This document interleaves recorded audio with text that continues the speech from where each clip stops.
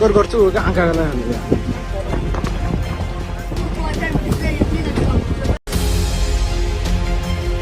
saraakiil ciidan oo ka tirsan dawladda federaaliga ah ee Soomaaliya ayaa ka mid noqday argagixisada Soomaaliland ku soo duulay ee ka dagaalamaya magaalada Laascaanood. Haybe Abshir waxa uu ka mid yahay saraakiisha loo tababaray ilaalinta amniga Muqdisho, waxaanu mas'uul ka ahaa ilaalinta checkpointyada ama istabyada guurguura ee Muqdisho. Soomaaliyana waxay ku bixisay dhaqaale iyo cudud intaba. haddana waxa uu ka barbar dagaalamayaa kooxaha huwanta ee maleeshiyada SSC Puntland iyo kuwa kale oo laga soo ururiyay deegaanada beesha Daaroodto.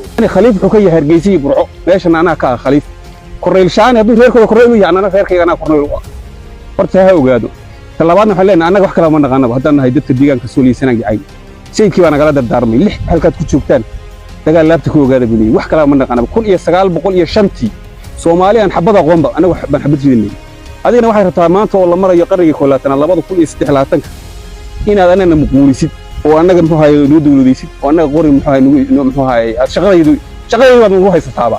waxaa jira ciidamo badan oo xilal kala duwan ka haya Soomaaliya kuwaas oo qaarkood ku dhinteen kuwa kalena ka barbar dagaalamayaan xilligan jabhadaha isbiirsaday ee ku soo duulay Somaliland 30 sano amniga ahayd.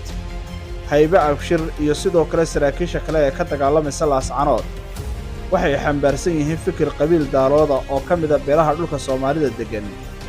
xilligana duulaan ku ah beelaha Somaliland degan oo ka horeynaya colaad ku faafta dhammaan geeska Afrika.